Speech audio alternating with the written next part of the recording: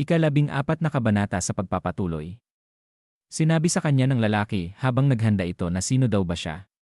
Nakalagay ang kamay sa bulsa ng ating bida na tumugon ito na sinabi sa lalaki na ako.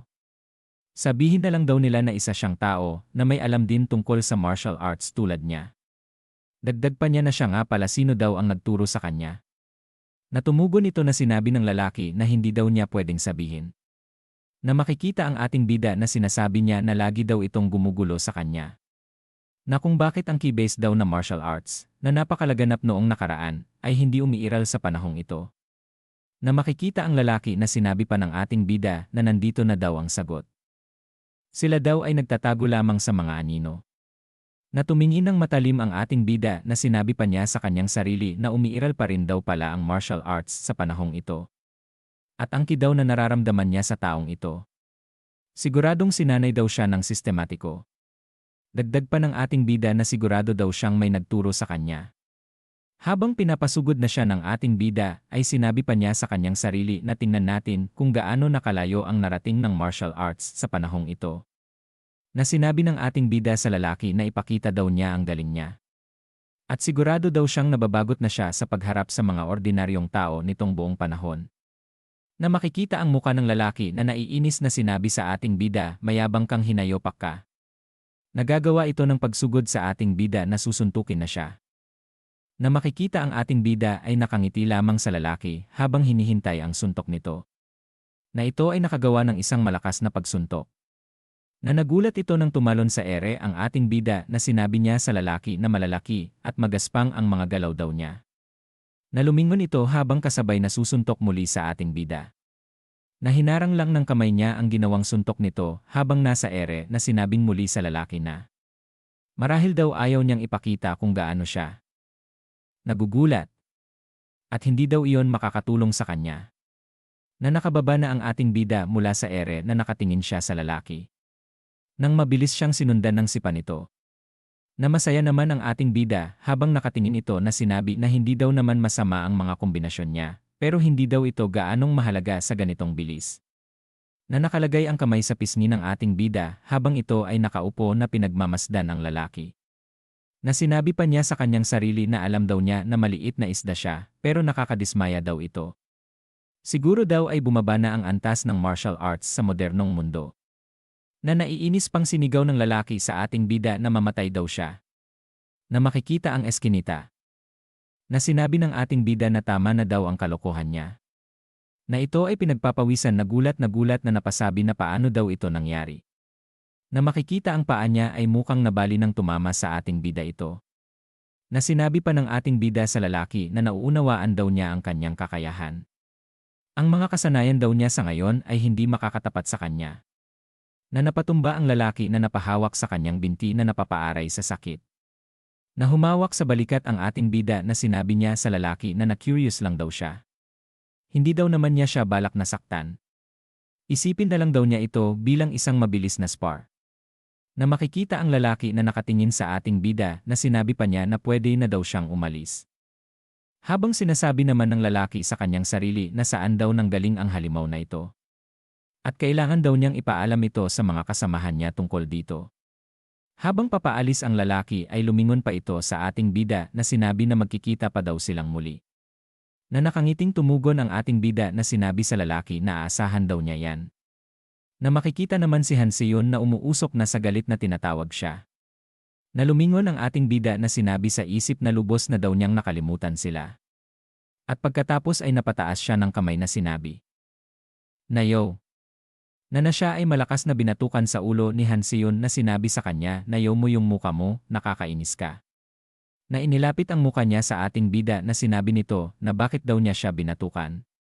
Na tumugon si Hanseon sa kanya na tumahimik daw siya gagong mapuro lang utak. Na napaturo naman si Park Yumin na sinabi na Woo Jinho. Ginawa daw ba niya yon? Na tumingin din si Hanseon na napasabi na ano daw ba yan? Na napasabi naman ang ating bida na may pawis sa pisngi na ha. Na makikita ang mga lalaking nakahandusay sa sahig na sinabi pa sa kanya ni Hanseon na nawala daw siya para makipag-away. At bakit daw siya ay masyadong bayolente? Na tumugon sa kanila ang ating bida na sinabi na hindi daw naman siya ang gumawa niyan. Sinabi pa sa kanya ni Hanseon na Jinho. Magtatapos na daw sila sa pag-aaral, alam daw naman niya yan, di ba? Dagdag pa niya na ang pagkabayolente daw ay masama. Na makikita ang tatlo na may masamang tingin sa ating bida. Na makikita ang muka niya na hindi makapaniwala sa kanilang mga reaksyon. Na sinabi pa niya na seryoso daw siya, hindi daw siya ang gumawa nito sa kanila. Na lumipat ang eksena sa building na ito. Na sinasabi mula sa pinto ni Secretary Cho na Sir. Siya daw ito.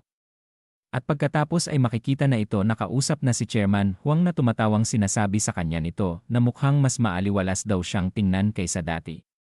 Na sinabi naman sa kanya ni Secretary Cho na sana ay maayos ka rin. Sir.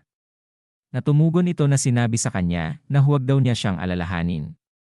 Ayos na ayos daw siya. So nandito daw siya para sa kanyang regular na ulat. Nakinuha ang papel na sinabi kay Chairman Huang na ganun na po sir. Nandito daw siya dala ang mga obserbasyon niya tungkol kay Gang Jinho. Una daw sa lahat, nakatutok daw siya sa kanyang pag-aaral at nagpakita siya ng malaking pag-unlad sa kanyang mga grado. Na nakangiting sinabi sa kanya ni Chairman Huang na sumukhang matalino daw siyang bata. Natumugon sa kanya si Secretary Cho. Na sinabi niya na tama daw yon. Sa isang hindi normal na antas, ika nga. Natumugon muli ito na sinabi na ganun daw ba. Sinabi niya kay Chairman Huang na si Gang Jinho daw ay nagpatotoo na nawala ang karamihan ng kanyang mga alaala sa aksidente noong isang taon. Ngunit parang nawala din daw ang kanyang kaalaman sa akademya sa pangyayaring iyon. Dagdag pa niya na gayunpaman, naabutan daw niya ang 12 taon ng mga materyal sa paaralan sa loob lamang ng isang taon. Pero hindi daw siya tila nakatutok lang sa pag-aaral. At sa ganitong takbo, interesado daw siya sa mga grado na makakamit niya sa College Scholastic Ability Test. Na masayang sinabi sa kanya ni Chairman Huang na ganun daw ba. Anong universidad daw naman ang target niya? Na sumagot sa kanya si Secretary Cho na ang JIQ University daw. Na sinabing muli sa kanya na Chairman Huang na hindi daw man siya nagsasalita tungkol dito, mukhang interesado daw siya sa kanilang korporasyon sa nakikita niya. Na sinabi sa kanya ni Secretary Cho na sinasabi daw niyang malapit lang ito sa kanilang bahay. Na napasimangot naman si Chairman Huang nang marinig niya yon at sinabi na meron pa daw bang ibang dapat iulat bukod sa kanyang mga grado. Na makikita ang muka ni Secretary Cho na may pawis sa muka. Na napatikom siya ng kamao na sinabi kay Chairman Huang na Sir. Ang sasabihin daw niya ay nakabatay lamang sa kanyang mga opinyon. Pero nais daw niya itong sabihin sa kanya dahil maaaring ito na daw ang sagot sa kanyang hinahanap. Namkikita ang chairman na sinabi pa sa kanya na si Gang Jinho daw ay mahirap unawain. Na sinabi nito sa kanya na ano daw ang ibig niyang sabihin doon. Paano daw siya magiging mahirap unawain kung nakita daw niya siya ng higit sa isang taon? Natumugon sa kanya si Secretary Cho na sinabi na kaya nga mas mahirap daw siyang unawain. Dagdag pa niya na walang duda na siya ay isang mahusay na tao. Pero parang may itinatagong bagay daw siya sa kanyang kalooban. Minsan daw ay nagkakaroon. Siya nang kilabot habang pinagmamasdan daw niya siya. Makikita ang silid ng opisina na sinabi pa sa kanya ni Chairman Huang na maaari daw ba siyang maging sigurado sa mga simpleng damdaming ganyan. Natumugon sa kanya si Secretary Cho na sinabi na Sir, naalala daw ba niya si Chairman Choi Myong-gil ng Dong Myong Foundation? Natumugon ito na oo, daw naman. Na sinabi ni Secretary Cho sa kanya na ang kanyang apo daw na si Choi Yong-soo, na siyang sanhi ng problema, ay nagkaroon ng kapansanan sa pag-iisip. Na napasabi si Chairman Huang na ano? Na nagulat pa si Chairman Huang nang sabihin sa kanya ni Secretary Cho, na narinig daw niya na siya ay nagpakita ng mga palatandaan ng pagkasira ng pag-iisip. Pero lumala lang ito kamakailan at ang kanyang anyo ay hindi na katulad ng isang high schooler. Dagdag pa niya na ang paniwala daw niya ay si Gang Jinho ang dahilan kung bakit naging ganyan si Choi Yong-soo. Na napasabi naman si Chairman Huang na bakit daw naman niya nasasabi yan. Na sinabi sa kanya ni Secretary Cho na ang pag-uusap daw sa pagitan ni Gang Jinho at Choi Yong-soo. Mga isang buwan na ang nakalipas, pumunta daw siya upang makita si Choi Yong-soo kasama si Gang Jinho. Alam daw niyang mabait siya sa kanyang mga kakampi at malamig sa mga hindi. Pero ang ginawa daw niya kay Choi Yong-soo sa araw na iyon ay ganap na mahirap unawain. Ang Gang Jinho na nakita daw niya noong araw na iyon ay tila napakadelikado. Na seryosong sinabi sa kanya ni Chairman Huang na sabihin daw niya sa kanya ang higit pa tungkol sa nangyari noong araw na iyon. At dito na po nagtatapos ang ika-14 na kabanata.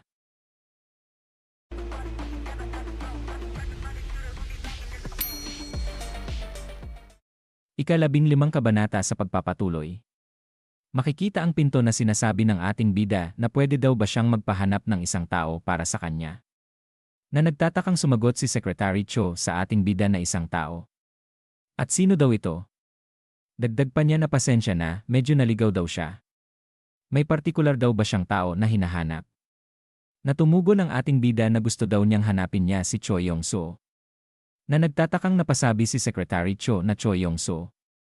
Na sinabi ng ating bida sa kanya na Cho Yong-soo, ang apo daw ng chairman ng Dongmyong Foundation. At huwag na daw siyang magtanong kung bakit. Gusto niya lang daw na hanapin niya ang kanyang kinaroroonan. Makikita ang kotse na mabilis na tumatakbo. Kung saan ay pinagdra-drive siya ni Secretary Cho na sinasabi ng ating bida sa kanya na so asaan daw siya ngayon. Natumugon sa kanya ito na sinabi na hindi daw ito masyadong malayo mula rito. At mukhang hindi daw sila basta makaalis sa lugar kung saan sila namuhay ng buong buhay nila. Makikita ang mga bahay. Na sinabi sa ating bida ni Secretary Cho na nasa itaas daw yon pero kailangan daw nilang maglakad mula rito. Na napasabi ang ating bida na sa tingin nga daw niya. Habang nakatingin sa itaas si Secretary Cho ay sinabi niya sa kanyang sarili na isang taon na daw mula nang mangyari ang insidenteng iyon. At bakit daw niya kaya gustong makita si Cho Yong-soo ngayon? At nang makarating sila sa taas ay pagod na pagod si Secretary Cho na sinabi na andito na daw sila. Natumingin siya sa ating bida na sinabi sa kanya na sinasabing lumipat daw sila sa bahay na ito pagkatapos ng kanilang pagkabangkarote. Binuksan nila ang pintuan. At pagkapasok ng ating bida ay sinabi sa kanya ni Secretary Cho na Jinho, hindi daw siya pwedeng pumasok na lang ng ganyan. Na makikita ang isang tao sa kanyang unahan. Na umubo na sinabi na sino daw sila. At pagkakita sa kanya ito ay nanginig sa takot at pautal-utal na sinabi na siya daw ay si Gang Jinho na sinigaw pa niya na. Bakit daw ang isang walang hiyang katulad niya ay narito? Na sinabi ng ating bida na narito daw siya para makita si Cho Yong-soo. Nahahampasin siya ng dating si Chairman Choi na sinabi na ano. Hayaan na daw niya siya. At isang buong taon na daw ang lumipas mula noon. Ano pa daw bang gusto niya mula sa kanya? Nasinigaw pa sa kanya nito na umalis na daw siya rito. At iwanan na daw niya sila. Na napabulong naman si Secretary Cho sa kanya na sinabi na ano na daw ang gagawin nila ngayon. Na hindi nagpapigil ang ating bida at binuksan ang pinto na pinipigilan siya ng matandang Choi na sinisigaw na itigil daw niya yan.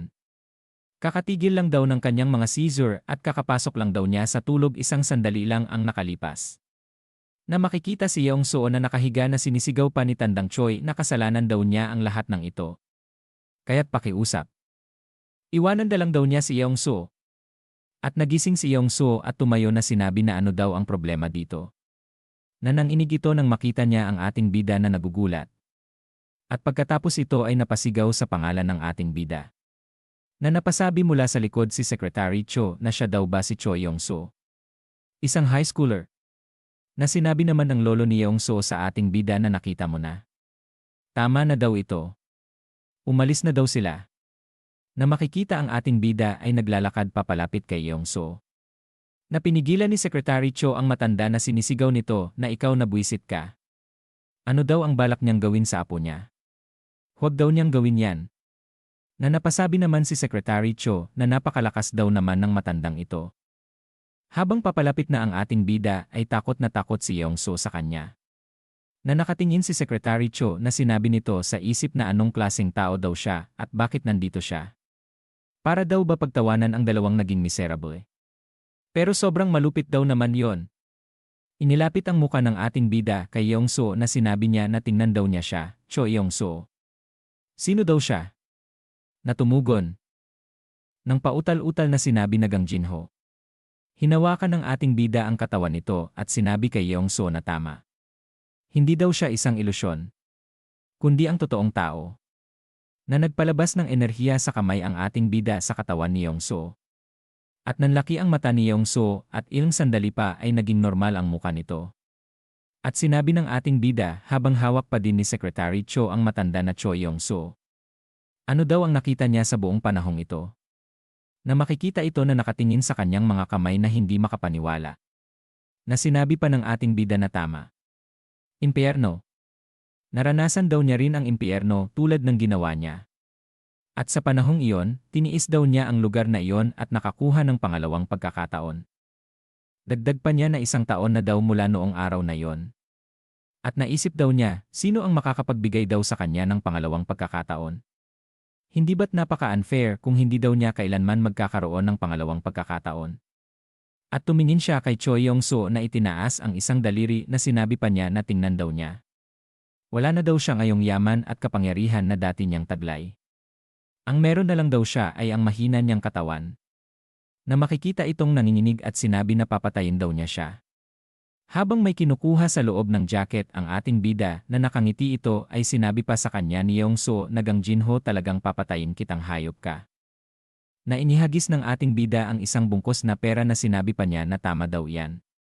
Kung ganun subukan daw niyang bumangon gamit ito. Habang tumalikod na ang ating bida ay lumingon ito na sinabi pa niya na Choi Yong-soo. Nagbayad na daw siya ng kanyang halaga. Kaya't bibigyan daw niya siya ng isa pang pagkakataon.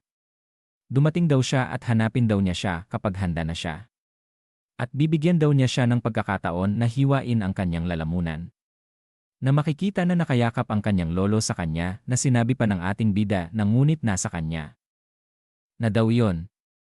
Maaari daw niya ring kunin ang pera at magtago sa kahit saan. At hindi na daw niya siya hahanapin muli. Na sumigaw si Yong-soo na sinabi nito na okay sige.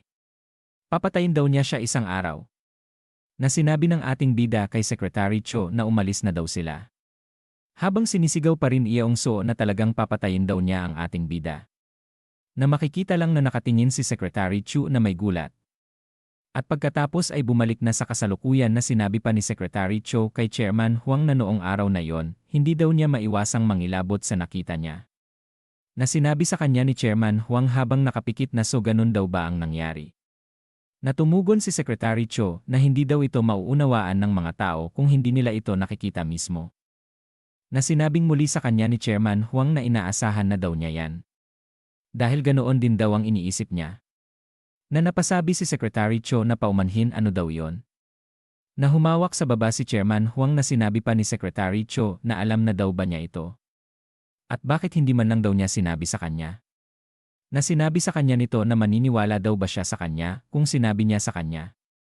Na napasabi na lang si Secretary Cho na ganun daw ba. Na makikita ang kamay ni Chairman Huang na sinabi pa niya na may mga tao daw na tumpak sa kanilang mga bayad. At kung ipagpapalagay daw nilang si Gang Jinho ay isa ring ganitong tao, maaaring ayaw niyang magdulot ng higit pang pagdurusa kaysa sa nararapat para sa kanya. Na sinabi pa ni Secretary Cho habang nakapangalong baba si Chairman Huang na kahit daw na ganon, napakadelikado daw niya. At pinapayuhan daw niya siyang lumayo sa kanya. Natumugon sa kanya si Chairman Huang na hindi daw yon isang opsyon. Hindi daw niya kayang lumayo sa kanya. Na nagtatakang nakatingin si Secretary Cho kay Chairman Huang habang sinasabi nito na ang kanyang pag-iral daw ay malalim na nauugnay sa kanyang buhay. Sa totoo lang, mas gusto pa daw niyang manatili siya sa malapit hanggat maaari. Na makikita ang muka ni Chairman Huang na sinabi niya kay Secretary Cho na si Gang Jinho daw ay isa pa ring misteryosong tao. Marahil daw ay normal lang na medyo natatakot sila sa kanya. Ngunit ang tanging maaasahan daw nila ay huwag siyang magdulot ng anumang bagay na hindi na nila makokontrol. Sinabi pa niya habang makikita ang kanyang lamesa na huwag daw niyang alisin ang tingin sa kanya at tingnan daw kung saan siya pupunta. At kung gaano daw siya magiging tulong sa JQ Corporation. Natumugon ito na sinabi na masusunod daw iyon sir. At lumipat ang eksena sa school. Na makikita ang ating bida ay nakapatong ang muka sa kanyang pinag-aralan na sinasabi na sa wakas. Tapos na daw niya ang material ng ika-12 baitang. Na sinabi naman sa kanya ni Park Yoo-min na 2 araw na lang daw ang natitira bago ang College Scholastic Ability Test. At nagawa daw niya ito sa tamang oras. Na magkaharap sila na sinabi pa ng ating bida sa kanya na syempre. Ang target daw niya ay ang pangunang pwesto. Na sinabi sa kanya ni Park Yoo-min na hindi daw niya iniisip na karaniwan sa mga tao ang mag-target ng ganyan sa College Scholastic Ability Test. Na makikita ang muka ni Park Yoo-min na masayang tumingin sa gilid. At sinabi pa niya habang nakatingin sila sa gilid na mukhang malapit na rin daw silang magtapos. Na makikita ang muka ng ating bida na sinabi pa ni Park Yoo-min sa kanya na salamat daw. Na napasabi naman ang ating bida na ha. Yun daw ay tila walang kaugnayan. Na sinabi pa sa kanya ni Park Yoo-min na ibig daw niyang sabihin, tinulungan daw niya siya sa ampunan at marami pang ibang bagay. At ang higit daw sa lahat, salamat sa pagiging kaibigan niya. Na ito ay makikitang namumula habang nakahawak sa pisngi na sinabi pa niya na hindi pa daw siya nagkaroon ng mga kaibigan bago siya. At salamat na rin daw sa hinaharap. Natumayo na ang ating bida na sinabi niya na oho na, kahit ano pa daw ang sinasabi niya. Umalis na daw sila at ihahatid na daw niya siya. Na napasabi naman si Park Yoo-min na hey. Saglit lamang daw may sasabihin pa daw siya sa kanya. Na sinabi naman ng ating bida sa kanyang sarili na seryoso, hindi daw niya alam kung paano ang batang ito ay nagiging walang hiya kung minsan. Habang naglalakad sila ay sinabi sa kanya ni Park Yoo-min na sandali. Kailangan niya daw bang sumakay sa likurang upuan ng bisikletang iyon muli? Natumugon ang ating bida sa kanya na huwag daw siyang mag-alala. Magiging mabagal na daw siya sa pagkakataong ito. Na makikita silang dalawa ay nakalabas na ng gate ng paaralan. At isang paa ang makikita na sinasabi na siya daw ba yon? Natumugon ang isa na tama daw siya, sir. Ito pala ay ang nakita niyang lalaki sa eskinita na nagsumbong sa kanyang master na pinagmamasdan sila. Sinabi pa ng master nito na naiintindihan na daw niya. At talagang kakaiba daw siya. At sa ganitong edad, pinapainit daw niya siya sa pamamagitan lang ng simpleng pagtitig sa kanya. Nang umiti ito na sinabi pa na yon daw ay tiyak na magiging imposible. Para sa isang normal na taong iyon. Na sinabi pa nito habang makikita ang ating bida at si Park Yoo-min na maligayang pagdating daw sa makabagong mundo. Bagong nagbalik. At dito na po nagtatapos ang ika-15 kabanata.